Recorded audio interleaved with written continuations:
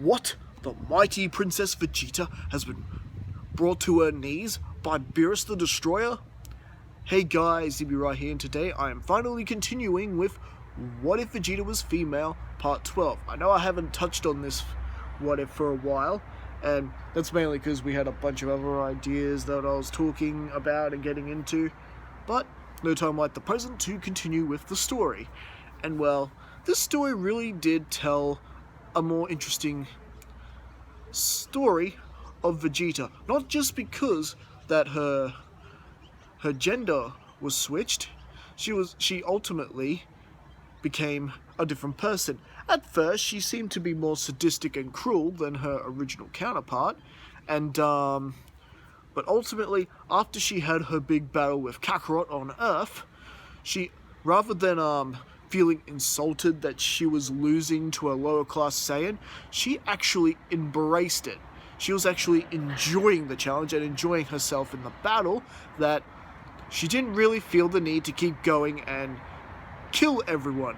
Once she was beaten, she crawled her way to the Saiyan pod, and after Goku, letting her go, because Goku does that with the whole second chance thing, she just promised to, join him again and battle with him again, and this ultimately led to her switching sides on Namek and joining the Dragon Team a lot sooner, and thanks to their combined efforts, they were able to stop Frieza from getting his wish from the Dragon Balls, and ultimately her and Goku were able to take out Lord Frieza together. Goku still hitting his Super Saiyan transformation as well. This led to things going quite a bit smoother, and well, Vegeta and Goku together went on a hunting mission, taking out King Cold as well, and their friendship just continued to bloom over the Android saga.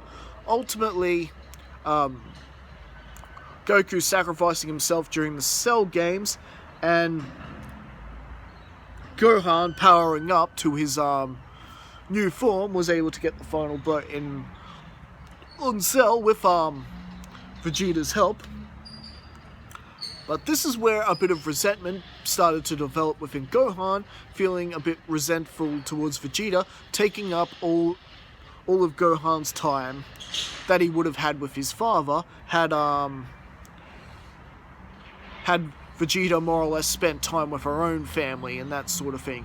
And this actually led to Gohan becoming Majin Gohan during the whole Buu saga, and ultimately, because of this change, not only did Vegeta survive the original encounter with Buu, so did Gohan, so did Goku, and Goku was able to teach both Vegeta and Gohan fusion before having to leave after his day pass was expired, him using Super Saiyan 3 battling with Buu. And because of this, Gohan and Vegeta were able to fuse and become Vegetan, and they were able to take out Buu and Bardock right there on the spot. And well, thanks to Goku getting a little bit of training with Supreme Kai and breaking the Z Sword,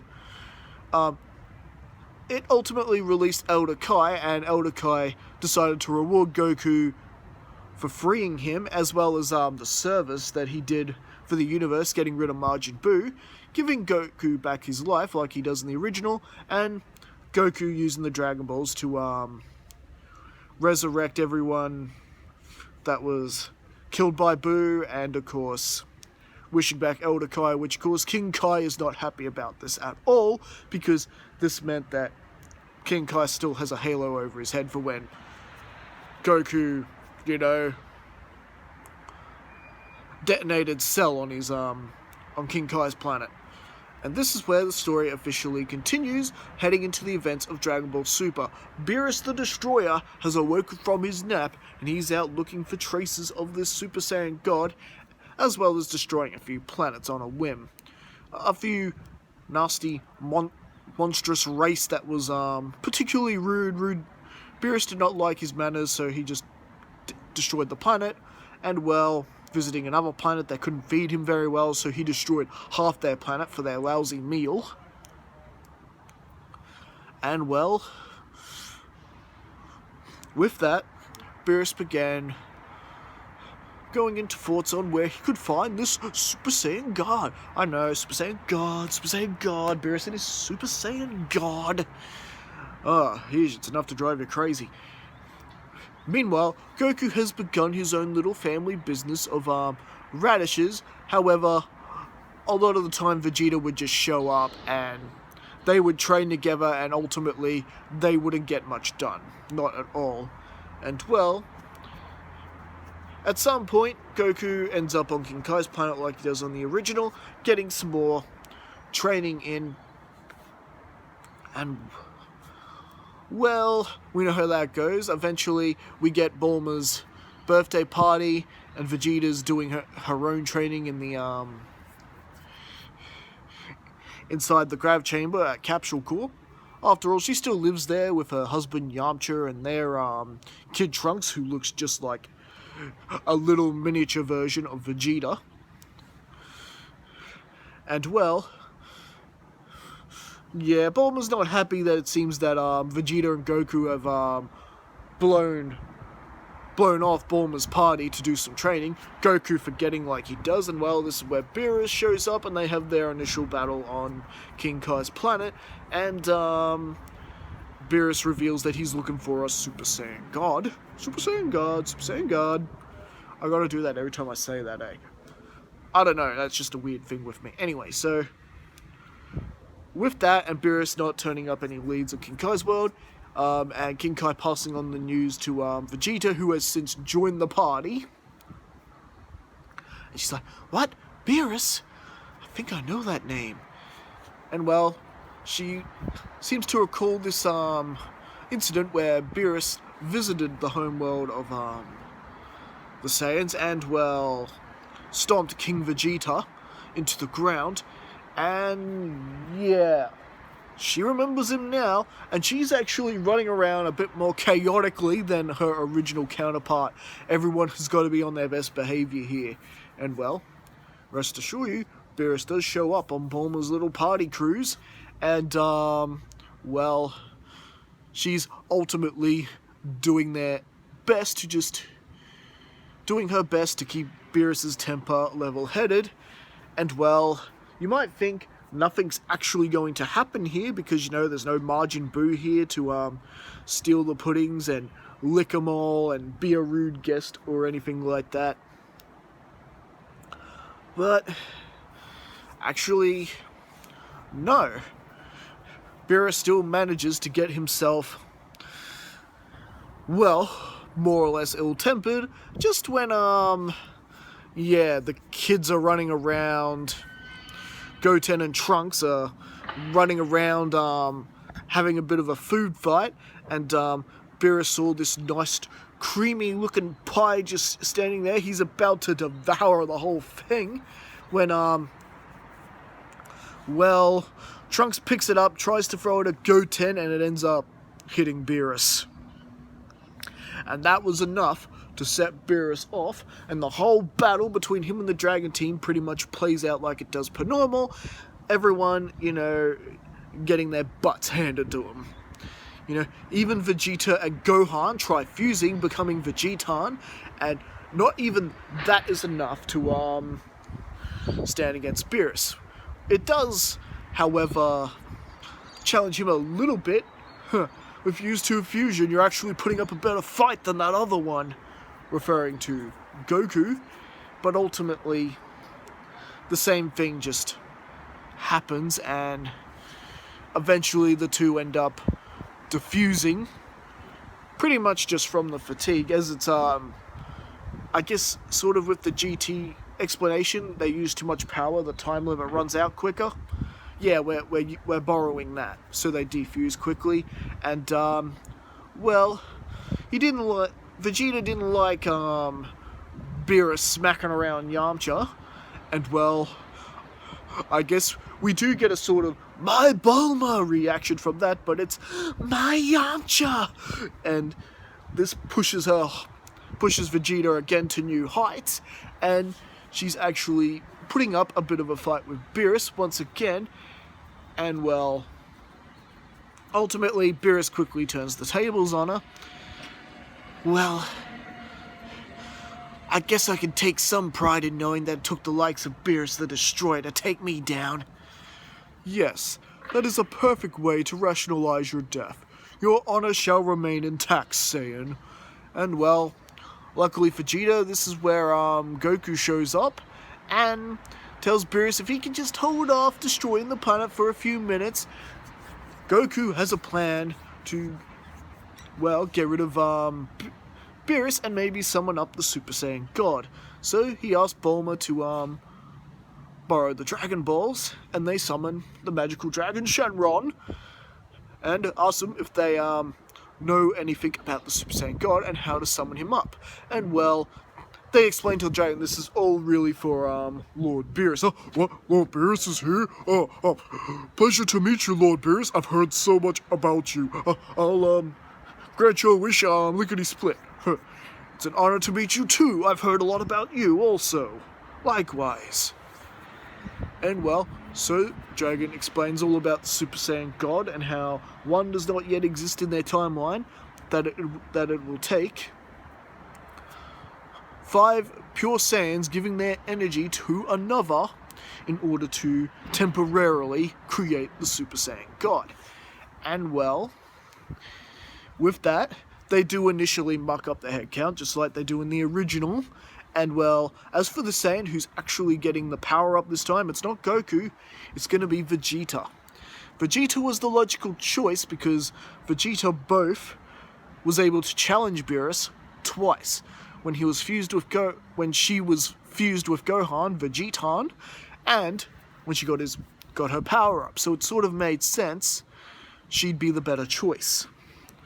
After all, Goku couldn't even lay a hand on Beerus when they were battling on his world. So with that, after being corrected and Videl revealing to Gohan that she's indeed pregnant, Vegeta gets the power up and does indeed become a Super Saiyan God. And the battle between Vegeta, Super Saiyan God Vegeta, and Beerus the Destroyer God commences. And it's actually quite an epic fight. She's actually able to control it quicker than Goku could. A lot quicker. In fact, she didn't really need a lot of getting used to time like Beerus gave Goku. They were able to go full on at it pretty much at the get-go. And Beerus is quite impressed by this.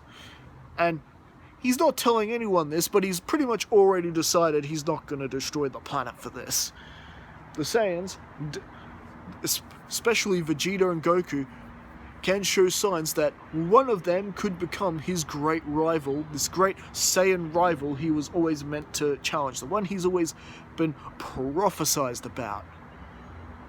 And as the battle went on, reaching its epic climax, and to the point where it almost seems like the very fabric of reality is splitting upon them, Elder Kai and Supreme Kai more or less wetting themselves at all this. This was the one thing that was not meant to happen.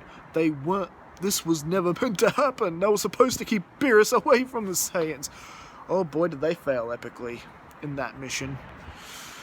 Never send a Kai to do a Saiyan's job. And well, with that, you got a classic beam struggle happening with Beerus's big, powerful Planet Destroyer attack versus Princess Vegeta's Final Flash! And it's quite the powerful showdown, and Kakarot very amused with this reality, with what's going on here, and well, eventually, just like with Goku, the Super Saiyan God transformation wears off. However, just like Goku, Vegeta has learnt from the experience and has pushed her power to new heights where she can still basically just keep going and going. And Goku is happy as hell here because obviously this is a level he can reach himself. He can indeed do this himself. And well, with that, Beerus, the battle between Beerus and Vegeta reaches its ultimate conclusion with Vegeta tiring out. However, it's made clear that Beerus actually had to try a little bit harder with Vegeta than he did with Goku in the original. But ultimately, same thing happened. Vegeta is lost, and well, Beerus has pretended to fall asleep, and well, Beerus is with Whis' help, takes his leave, leaving with his boxed lunches of all those delicious souvenirs from their trip, and well, Beerus is not going to destroy the planet. Beerus is, pretending to be asleep, and well, just like that, the Saiyans have managed to make themselves a new friend. As long as they, keep supplying them with delicious treats and no one, wastes perfectly good cream pie. And well, with that, everyone else is now getting back into the party and the spirit of things. And of course, the Pilaf gang sticking around with the Dragon team. I guess they more or less get adopted, don't they? But Bulma's group, getting a good education and, still eating their fill, all those delicious meals, and well, Pilaf's still trying to scheme and get those DragonBalls, because that's just what Pilaf does.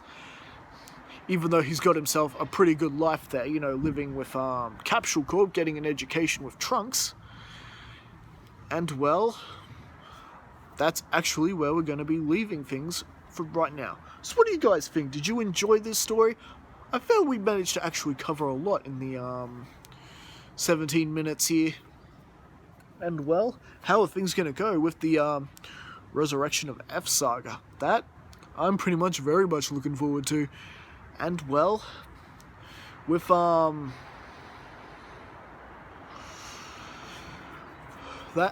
that, as always, leave your thoughts in the comments. Don't forget to like and subscribe to the channel if you haven't already. And I will see you guys again next time. Well, catch you later.